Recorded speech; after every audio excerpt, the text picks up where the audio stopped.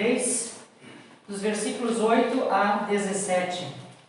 Como a Vitória trocou com o Antônio, né? Eu troquei com o Eliseu. Então, que bom que nesse troca-troca a gente se entende muito bem, né? E as coisas acontecem. Então, 1 Pedro, capítulo 3, versículos 8 a 17. Eu não vou ler agora já, vou fazer uma pequena introdução antes disso, né? A gente vai ver que na carta de Pedro, uma coisa que se repete durante todas as duas cartas dele é não só o amor de Deus por nós, mas também o nosso amor pelos outros, como a Vitória já leu no início, né? De estarmos nos amando uns aos outros. E Pedro, ele teve que aprender essa lição muito importante na vida dele. A gente sabe muito bem como foi o temperamento de Pedro, né? Como foi difícil para Pedro aprender, né? Jesus precisou ter muita paciência com ele, muita paciência. E ele, imagino que ele deve ter muita paciência conosco, né? Como disse a Cláudia ontem à noite no grupo de mulheres, como Deus deve ter paciência conosco, né? Quando ele pensa assim, puxa, o fulano já deveria ter aprendido, o fulano ainda não aprendeu. E precisa começar a aula toda de novo, né? Então, Pedro, ele era tão intempestivo, né? Tinha caminhado 3 anos com Jesus, mas ele, no final, ainda corta a orelha do soldado lá, e Jesus ainda tem que operar um milagre na orelha do soldado. 3 anos com Jesus, tão pertinho, e ainda assim, tão difícil para ele entender, né? Esse amor de Jesus. E Pedro sabia que os crentes iriam enfrentar perseguições dentro de pouco tempo. E toda semana nós temos ouvido falar de perseguições no nosso século XXI. Ellen e Eliseu têm se empenhado em nos mostrar isso todas as semanas. Pode parecer chato para uns, pode parecer interessante para outros, mas se a gente olha a palavra de Deus, esses tempos de perseguição já existiram na época de Jesus e continuam existindo hoje, né? Se a gente volta para o texto, se a gente olha dos versículos 8 a 12, Pedro lembra os crentes que eles precisariam estar unidos e que deveriam amar e apoiar uns aos outros, porque o tempo de perseguição vinha. Então eles precisavam estar unidos. E os versículos 13 a 17, ele assegura a esses crentes que não importa o sofrimento que eles fossem passar ou enfrentar, que Deus iria protegê-los, iria guardá-los, iria defendê-los e castigar os seus inimigos. Essa promessa é para nós hoje também, né? Nós não precisamos retalhar as pessoas. Sabemos que Deus vê todas as coisas e Ele está no controle de todas as coisas, né? Então, Pedro, ele inicia ali no versículo 8, dizendo assim, ó, finalmente. Quando é que a gente usa essa palavra finalmente? Quando a gente chega ao final de um discurso, de qualquer coisa, né? Finalmente. E nos versículos anteriores, Pedro estava resumindo, né, uma série de exortações a respeito de a conduta adequada dos cristãos com relação ao governo, com relação a senhores, com relação a maridos incrédulos. Ele fala também sobre como dirigir a esposos que amavam a Jesus e assim por diante. E ele conclui observando que todos os cristãos precisariam mostrar compaixão e humildade para com os outros. Como a Vitória falou, não essa humildade de eu vou me desfazer, né? Não, essa humildade para com o nosso próximo. E o versículo 8 e 9 relata isso. Finalmente, tenham todos o mesmo modo de pensar. Sejam compassivos, fraternalmente amigos, misericordiosos, humildes, não paguem mal com mal, nem ofensa com ofensa. Pelo contrário, respondam com palavras de bênção, pois para isso mesmo vocês foram chamados, a fim de que recebam bênção por herança. Então, antes de retribuir mal com mal, Pedro estava dizendo que os cristãos deveriam abençoar, porque eles também haviam sido abençoados. E essa bênção havia vindo de Deus. o perdão que eles receberam por seus pecados, né, era uma bênção, e eles deviam agir da mesma forma. E Pedro vai listar ali no versículo 8, 5 fundamentos para a unidade dos cristãos que estavam vivendo naquela cultura pagã e que servem para nós hoje. Eu diria que seriam pedras fundamentais na construção de qualquer grupo de crentes. E a primeira pedra? Primeiro, ser todos de um mesmo sentimento. É fácil isso? Eu digo que é difícil. Trabalhar juntos para um objetivo comum de transmitir o Evangelho, tendo atitudes e ideias comuns. Alguém chegou um dia para Moody e disse assim: olha, eu não gosto do seu modelo de evangelismo ou de pregação. E Moody respondeu: olha, eu estou aberto a sugestões. Se você tem outra maneira de fazê-lo, por favor, estou aberto para aprender. Qual é o seu método de evangelismo ou de proclamação da palavra? E esse homem respondeu: eu não tenho método. Aí Moody disse: bom, então eu vou ficar com o meu. Né? O meu método. Nós podemos discordar quanto à forma de certas coisas, mas nós devemos concordar quanto ao conteúdo e à motivação. Ontem à noite nós falávamos sobre isso. Cada um tem um jeito de fazer as coisas. Cada um tem um jeito de lavar a louça, por exemplo. Mas se o fim é o mesmo, que é a louça limpa dentro do armário, se lava com esponja, se lava com sabão, com detergente, desde que a louça esteja limpa, seca dentro do armário, né? E é isso que Pedro quer dizer aqui.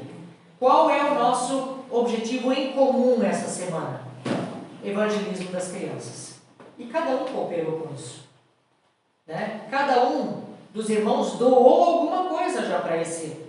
Então, cada um fez a sua parte. Qual é o fim? O evangelismo. A proclamação do evangelho para as crianças, né? Então, nós podemos discordar quanto à forma de certas coisas, mas nós devemos concordar quanto ao conteúdo e à motivação.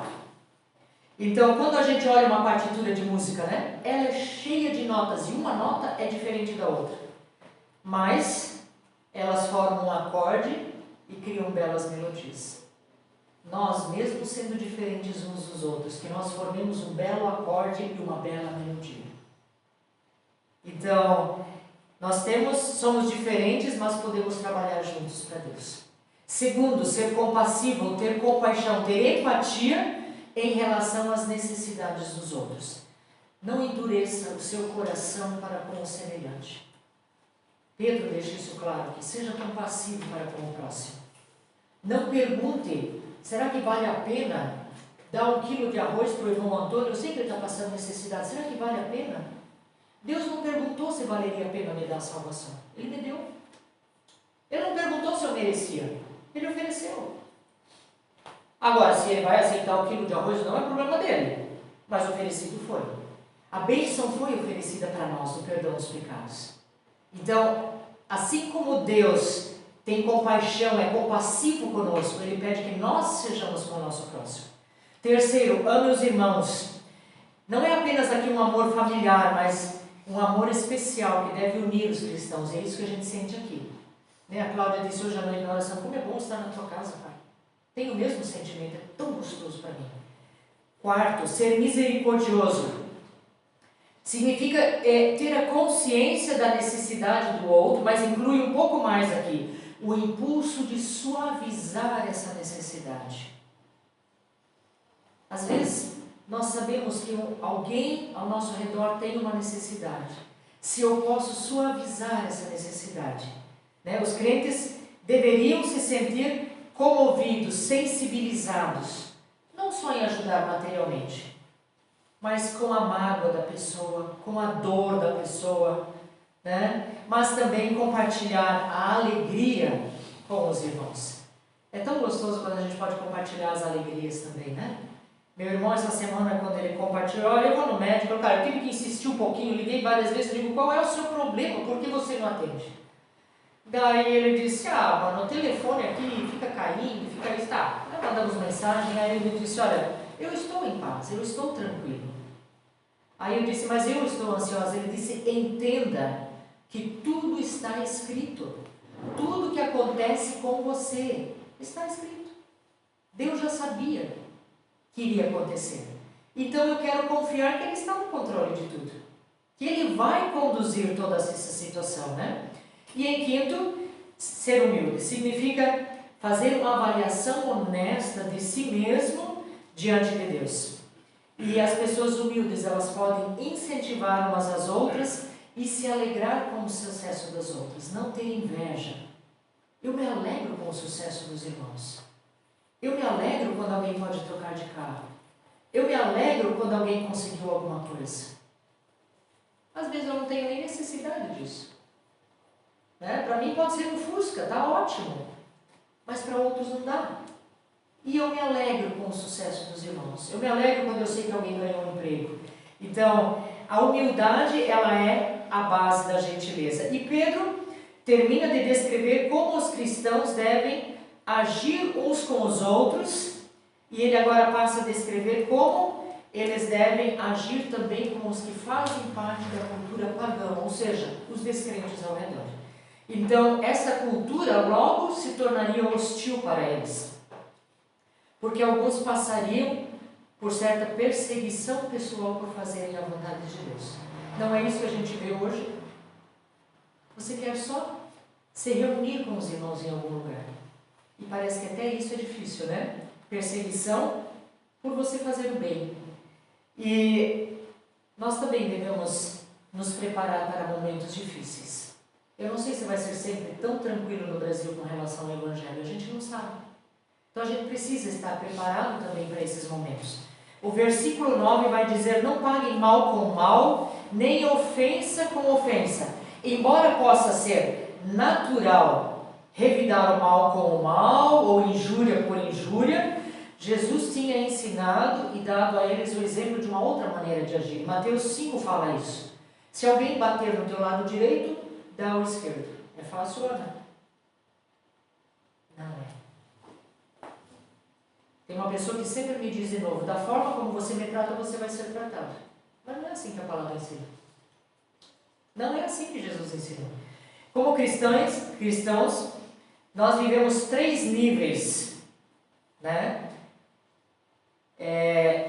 E Warren Wiersbe diz isso no seu comentário. Ele diz assim, ó, é possível retribuir o bem com o mal. Ou seja, a Vitória recebeu o bem, mas em troca ela vai fazer o mal para a amiga dela. Isso é um nível satânico. Você pode também retribuir o bem com o bem e o mal com o mal. Nível humano. Você não conhece Jesus, quem te faz o bem, você faz o bem. Quem te faz o mal, você revida com o mal. E o que Jesus ensina, que é o nível divino, retribuir o mal com o bem. Então nós temos 3 níveis. Cada um de nós sabe em que nível está. Eu espero que ninguém esteja nesse nível satânico de receber o bem e pagar com o mal. Né? Eu acho que ninguém aqui está nesse nível. Mas nós podemos muito bem estar no nível humano e eu espero que estejamos todos no nível divino, né?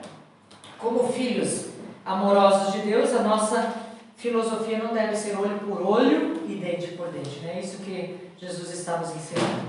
E devemos atuar com base na misericórdia. Os cristãos não devem retalhar, retrucar, revidar, né? Numa hora certa eu me vingo do fulano. Não faça isso. Então, quando eu estava preparando essa palavra,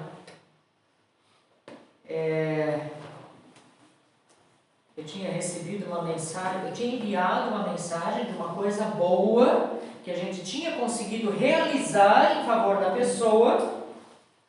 A pessoa leu e não respondeu nada. Nossa, eu falei para o Antônio, como é que pode? Eu não acredito num troço desse. Eu vou pegar meu celular e vou colocar assim, bem grande, letra maiúscula, obrigada.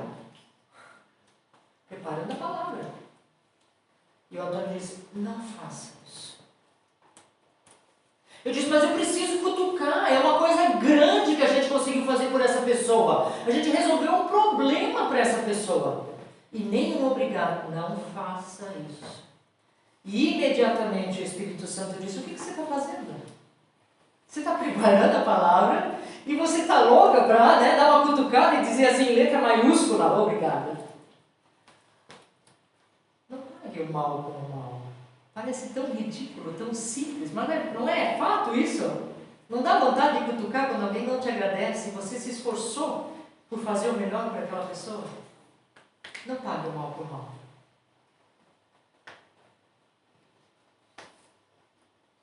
Deus os chamou os cristãos da época de Pedro também, por isso eles alcançariam a bênção, né?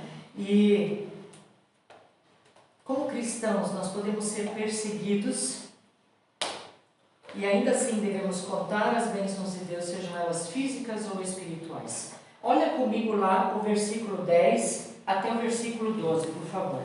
Pois aquele que quer amar a vida e ter dias felizes, refreie a língua do mal. Evite que os seus lábios falem palavras enganosas. Afaste-se do mal. Pratique o bem. Busque a paz e empenhe-se por alcançá-la. Porque os olhos do Senhor repousam sobre os justos e os seus ouvidos estão abertos às suas súplicas. Mas o rosto do Senhor está contra aqueles que praticam o mal. Se nós olharmos esses 3 versículos, eles são o tema do Salmo 34. Exatamente os mesmos versículos você vai encontrar no Salmo 34. E é um salmo perfeito quando a gente leva em consideração o tema da carta de Pedro. Então, tanto o salmista quanto o apóstolo Pedro sugerem que as pessoas que encontraram a satisfação em Deus podem viver dias bons, não importando o quanto a sua condição possa piorar. Quer dizer, eu posso estar num dia muito ruim, como meu irmão muitas vezes tem passado. Porque, além desse problema, ele passa por crises renais constantes, por cálculos. E você nunca vê ele reclamando. Eu nunca vejo meu irmão reclamando. Ele está o tempo inteiro rindo, o tempo inteiro fazendo graça. Então, eu posso ter dias bons, apesar de condições ruins.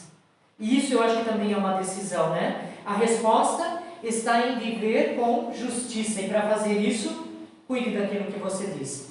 As pessoas que desejam uma vida boa e bons dias, abstenham as suas línguas de falar o mal e os seus lábios de falar enganos.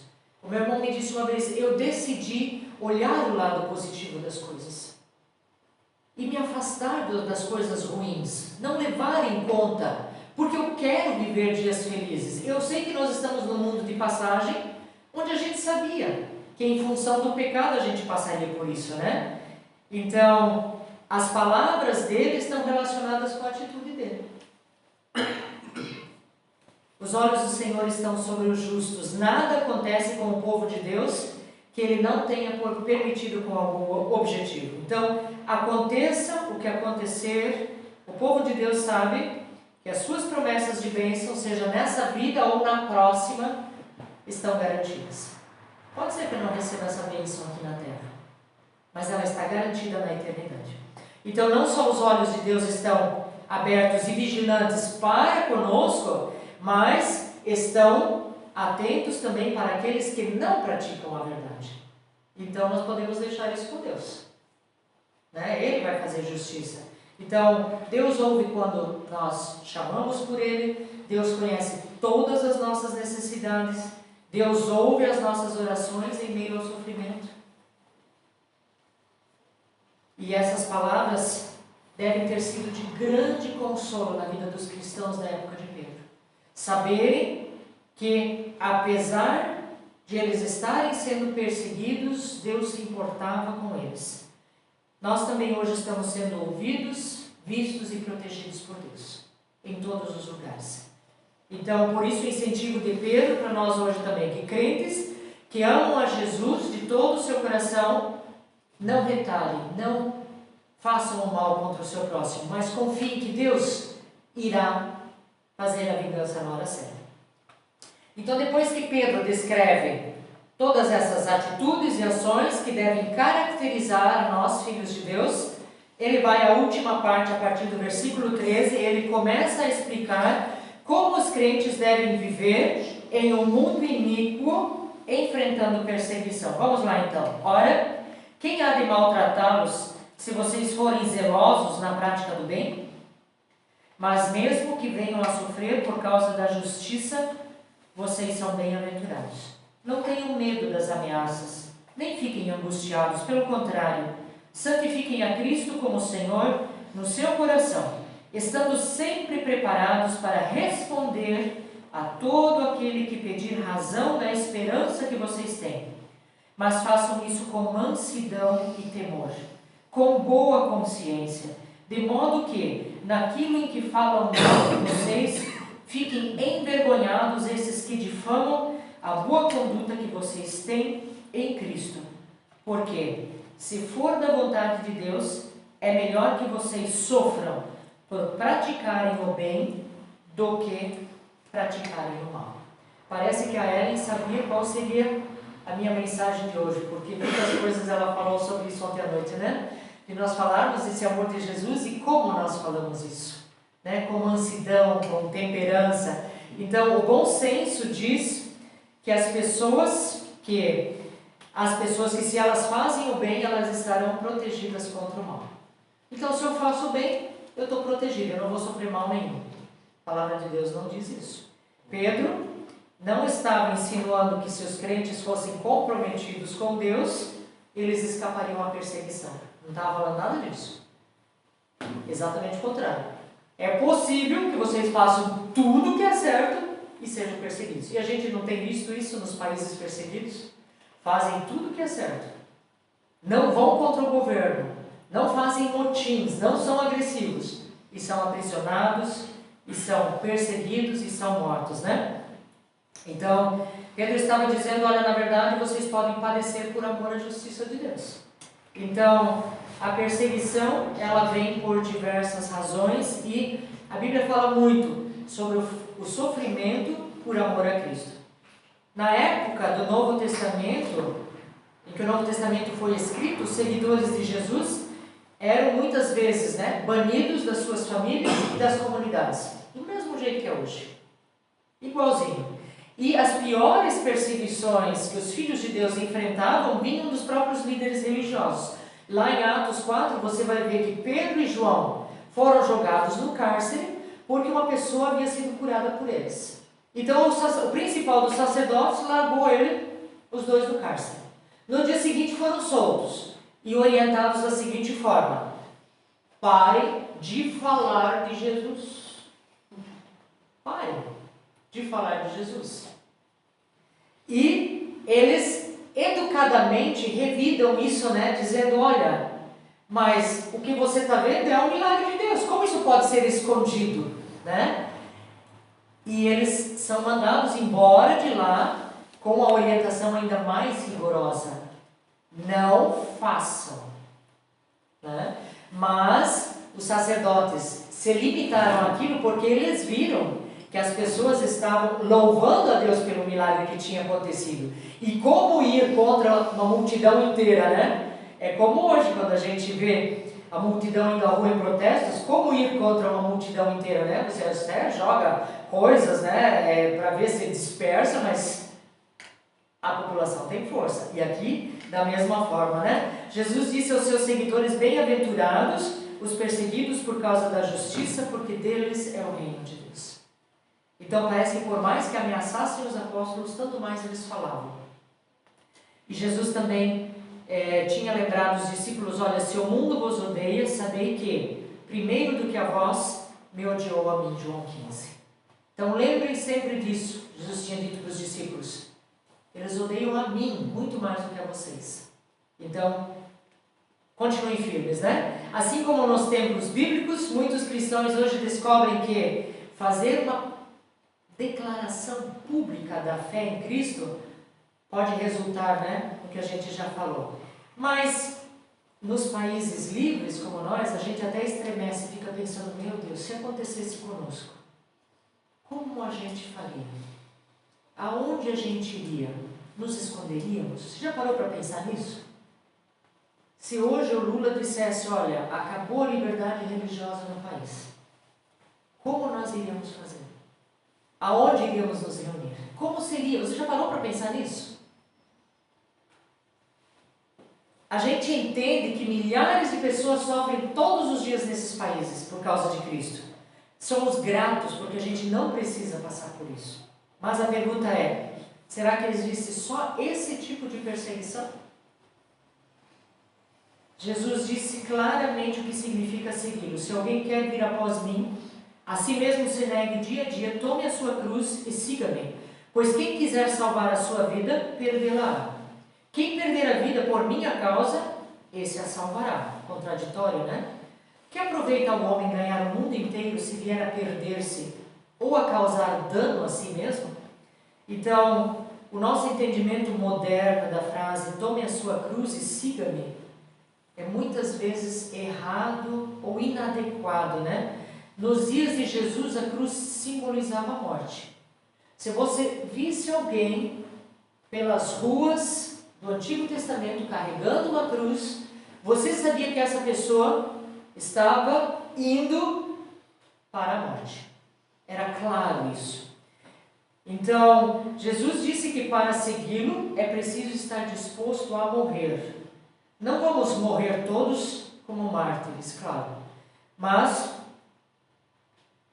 também nem todos vão ser presos, torturados, espancados por causa da nossa fé. Então, a que tipo de morte Jesus se refere? Gálatas 2:20 responde.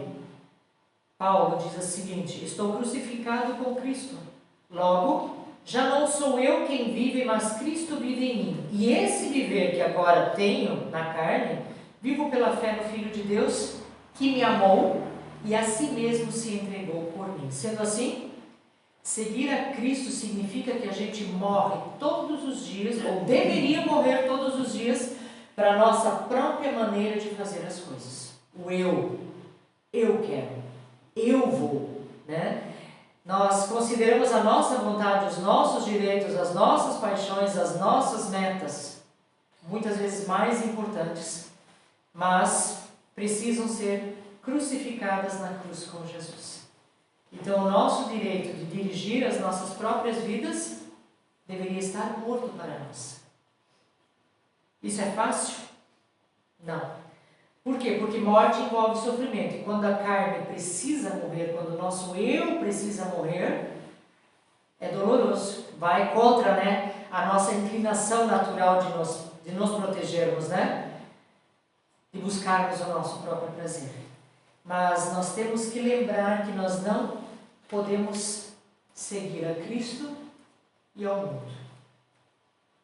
Ninguém pode servir a dois senhores, porque ou irá odiar um e amar o outro, ou irá se dedicar a um e desprezar o outro. Vocês não podem servir a Deus e as riquezas. É claro, né? Como diz a Vitória, autoexplicativo. Só se quiser desenhar mais uma vez. Então, eu não posso seguir um, eu tenho que seguir um dos dois, eu não posso seguir os dois. Eu não posso estar uma vez com o pé aqui, outra vez com o pé acolá. Então, Lucas, Jesus nos diz o seguinte: ninguém que tendo posto a mão na arado olha para trás é apto para o reino de Deus. Se nós olharmos para a vida de Paulo, nós vamos ver que ele sofreu mais do que a maioria dos discípulos de Jesus. Foi impressionante o que esse apóstolo sofreu, como ele aguentou, o quanto ele apanhou, o quanto ele foi encarcerado, o quanto ele foi acorrentado, o quanto ele foi espancado. E Paulo diz assim em Filipos: porque vos foi concedida a graça de padecerdes por Cristo e não somente de crerdes nele. Paulo não apresenta aqui o sofrimento como uma maldição, mas como um benefício. Quando a gente passa por dificuldades, ela opera crescimento em nós. Ela não deveria operar amargura, tristeza, mas deveria operar crescimento. Lembra que tudo o que te acontece hoje pode servir para você no futuro estar ajudando alguém, estendendo a mão para alguém. O sofrimento, na verdade, ele pode assumir várias formas. E quando nós escolhemos obedecer ao Senhor Jesus, nós estamos nos posicionando em desacordo com o mundo. Gálatas diz: porventura procuro eu agora o favor dos homens ou de Deus? Procuro agradar a homens? Se agradasse ainda a homens, não seria servo de Cristo. Quantas vezes, nas nossas saídas de final de ano, com o grupo da empresa, me foi oferecida bebida alcoólica? Ah, mas é só um golinho. Ah, mas é só um pouquinho. Por favor. Quando eu li esse versículo, eu fiquei pensando: procuro eu agradar aos meus amigos ou agradar a Deus? Eu preferi agradar a Deus. Quando nós aderimos bem de perto aos ensinamentos da Bíblia, nós estamos nos posicionando a sofrer rejeição, zombaria, solidão, traição. Muitas vezes eu fui zombada por amar a Jesus. Muitas vezes me foi dito: se esse teu Deus faz alguma coisa, por que ele não salvou esse bebezinho? Por que ele não salvou essa mãe? Se é que esse teu Deus tem algum poder. Isso é zombaria, isso é afronta, isso dói. Então, muitas vezes, a mais cruel perseguição vem daqueles que são muito próximos de você, né? E se nós optamos e tomamos uma posição a favor da justiça e da verdade bíblica, nós iremos ser muitas vezes mal interpretados, ridicularizados e às vezes até pior que isso.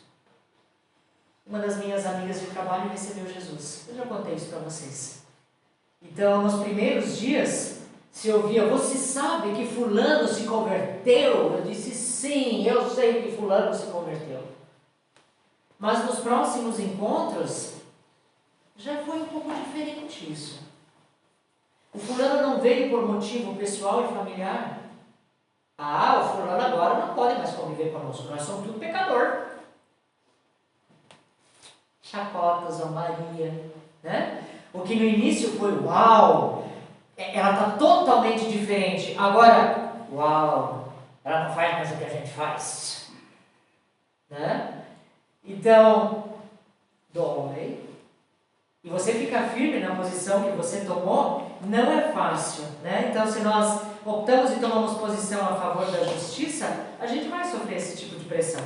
Nós precisamos sempre ter em mente que nenhuma ameaça de sofrimento impediu os apóstolos de pregar Jesus.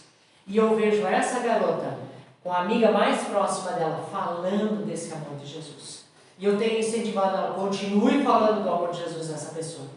Ela precisa desesperadamente do que ela hoje não aceita, que vai fazer a mudança de tudo que ela busca.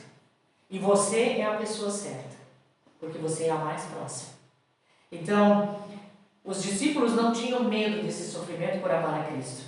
Atos 5 diz, é uma descrição dos apóstolos depois de terem recebido uma surra, né, por pregarem sobre Jesus. Chamando os apóstolos, açoitaram-nos, ordenando-lhes que não falassem em o nome de Jesus. Os soltaram. Eles se retiraram do sinédrio, regozijando-se por terem sido considerados dignos de sofrer afrontas por esse nome.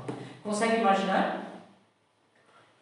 Eu sou digno de ganhar uma surra porque eu amo Jesus. Não tem coerência isso, né? Mas era isso o que ele estava dizendo aqui. Exatamente isso. Eu estou sendo digno de sofrer por amar a Jesus. Por quê? Porque ele morreu na cruz por mim. Que maior sofrimento ele fez por mim. Por que é que eu teria que ser melhor do que Jesus, né? Então o próprio Jesus disse que estreita é a porta, apertado o caminho que conduz para a vida, e não poucos os que o encontram. Então Jesus também disse que se o negarmos diante dos homens, ele nos negará diante de Deus. Então nesse ponto talvez nós digamos: mas eu nunca neguei Jesus. E aqui eu quero finalizar. Há muitas maneiras sutis, quase imperceptíveis de nós negarmos Jesus. Se as nossas ações, se as nossas palavras, se o nosso estilo de vida, se as nossas opções de entretenimento não refletirem a sua vontade, nós estamos negando Jesus. Se aonde nós nos encontrarmos entre os nossos amigos não cristãos, se nós não estivermos refletindo essa beleza de Jesus, é uma maneira muito sutil, que nós nem percebemos, mas nós estamos negando a Cristo. Se nós dissermos que o conhecemos, mas vivemos como se não o conhecêssemos, não refletindo a sua beleza, nós estamos negando a Cristo. E muitos escolhem essas formas de negar a Jesus porque não querem sofrer por Ele.